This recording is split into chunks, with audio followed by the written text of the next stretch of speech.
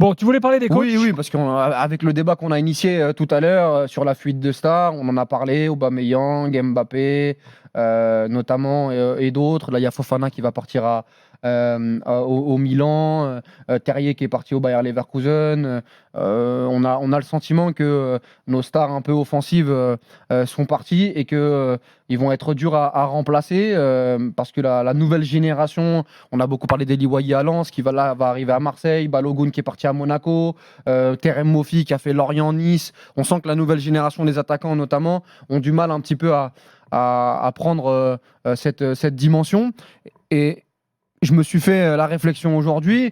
Oui, ok, on a perdu des stars, mais je trouve qu'on s'est renforcé sur les idées coach et et on a gardé quand même une ossature de coach très très cohérent, très intéressant et moi je trouve que c'est la Ligue 1 des coachs. Là on est vraiment là-dessus où on va être sur la deuxième année de Luis Enrique, on va être sur la deuxième année d'Adi Hutter qui va découvrir la Ligue des Champions avec Monaco notamment. On a Francaise qui est passé de Lens, on se disait quelle va être la suite de la carrière de Francaise. Il part à Nice avec un challenge à la fois risqué mais excitant. On a Will Steele où sur la première saison à Reims, il nous avait montré de très très belles choses. Ça s'est un peu gâté l'année dernière. Là, il va à Lens aussi, donc ça peut s'embraser avec Bollard. La deuxième saison de Pierre Sage, même si pour moi c'est pas une star, Pierre Sage, mais en termes d'idées, et ça peut le devenir et ça peut être intéressant. Et surtout Roberto De Zerbi qui arrive à Marseille. Et je trouve que voilà le duel Roberto De Zerbi Luis Enrique peut être un feuilleton pendant toute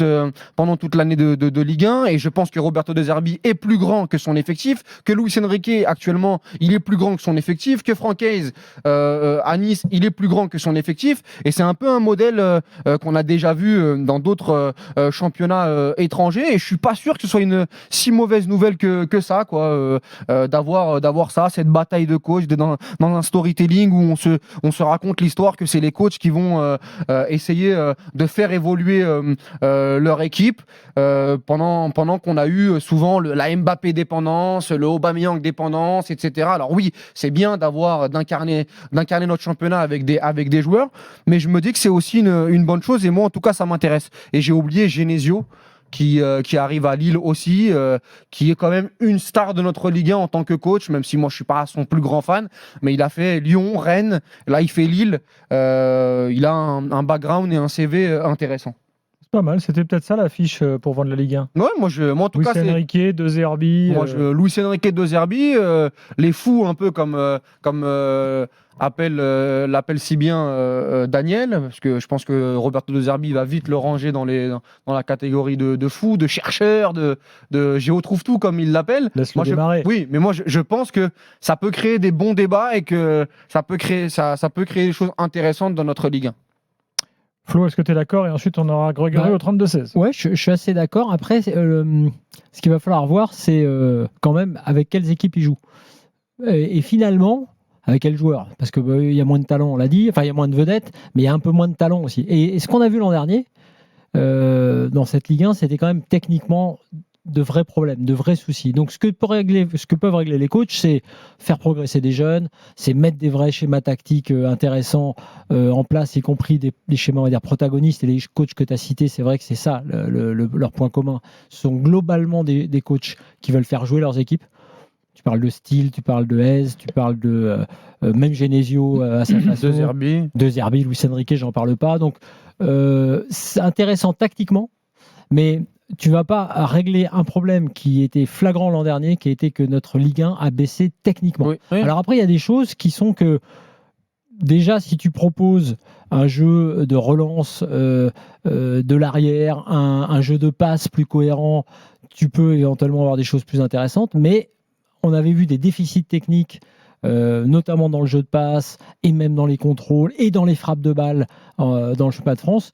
Voilà, ce déficit-là, tu seras n'importe quel coach, tu ne pourras pas le résoudre. Moi, l'angle que je voulais mettre en avant, c'est aussi le fait que tu as l'impression, c'est peut-être qu'une impression et je me trompe, mais que les dirigeants ont remis la place du coach au-dessus Alors, de tout chez beaucoup de clubs. Tu vois, et là, Luis t'as raison. Enrique, deuxième année, il y a eu l'histoire avec Mbappé de l'année dernière. Je trouve qu'il a été quand même globalement renforcé par cet épisode au sein du club et même au sein de son effectif, en montrant que avec Mbappé, si j'ai fait ça avec Mbappé, je pourrais le faire avec n'importe quel joueur dans cet effectif. À 18h, faut pas oublier que Monaco avait écumé un peu les coachs parce que le vestiaire, parfois, on se rappelle de l'épisode Kovacs. Il a été menacé. Il a été menacé à un moment donné et il est resté. En deuxième partie de saison, ça a été plutôt convaincant. Franck Hayes arrive avec beaucoup de crédit à Nice notamment. Je vais pas faire tous les exemples, mais c'est ce sentiment-là aussi que je voulais mettre en place. De Zerbi, j'en parle pas, même si va falloir que ça se concrétise. Mais je trouve qu'il y a une stature du coach qui est beaucoup plus forte. Tu as raison dans les clubs. Et le deuxième point, alors moi, le premier point, le bémol, c'est les effectifs et les joueurs. Mais ça, on verra.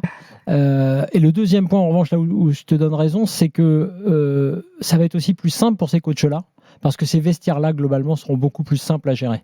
C'est-à-dire que tu enlèves les problématiques de vedettes qu'on a connues au Paris Saint-Germain, les problématiques de stars dans les vestiaires. Tu as, on va dire, des effectifs à la main des coachs. C'est ce qu'on disait de Hez à Lens, donc lui il va retrouver ça. C'est ce qu'on peut dire de Genesio, on l'a vu là avec le vestiaire de Lille, Steele avec le vestiaire de Lens. Donc Luis Enrique encore plus, en deuxième année avec le vestiaire du PSG. Il a déjà su gérer le vestiaire l'an dernier. De Zerbi, j'ai pas trop de soucis. En plus l'effectif est vachement renouvelé. Donc là où c'est vrai, c'est que les coachs vont avoir la main et sans doute auront, on va dire, le leadership par rapport au vestiaire. Ça c'est une réalité et à mon avis, effectivement, c'est ce qui devrait être le cas tout le temps d'ailleurs, mais c'est pas toujours le cas. Donc ça oui, avec ce petit bémol qui est que, par exemple, dans des équipes, on se pose des questions. Par exemple pour Brest, tu dis tu as un coach qui est bon, qui a démontré ce qu'il savait faire, mais la deuxième saison après ce qu'ils ont réalisé, est-ce que défensivement ça va tenir? Est-ce qu'ils seront capables d'être aussi protagonistes que ce qu'ils ont fait? Est-ce que l'Esmelou va rester? Est-ce que évidemment les équipes qui vont jouer la Coupe d'Europe et le championnat en même temps, comme Brest, auront les épaules? Et justement, le deuxième point, Brest, moi je trouve que la stature de Brest, c'est Eric Roy. Oui, carrément. Mais c'est pour ça que c'est en ce sens que je te dis, la fragilité aussi, c'est que tout Eric Roy qu'il est, avec un effectif qui était, on va dire, en sur-régime l'an dernier, déjà, même individuellement, qui est impacté par le départ de son avant-centre et d'un défenseur, qui n'a pas encore totalement remplacé tout le monde et qui va peut-être perdre l'Esmelou, tu te dis comment tu t'en sors, même si tu es un très bon coach. Et le dernier point, c'est que je suis à peu près d'accord donc, sur la Ligue 1, avec les bémols que j'ai mis, mais je pense qu'on va souffrir en Coupe d'Europe. On va souffrir d'autant plus en Coupe d'Europe. Pourtant, ça démarre bien, là. Enfin, ça démarre bien.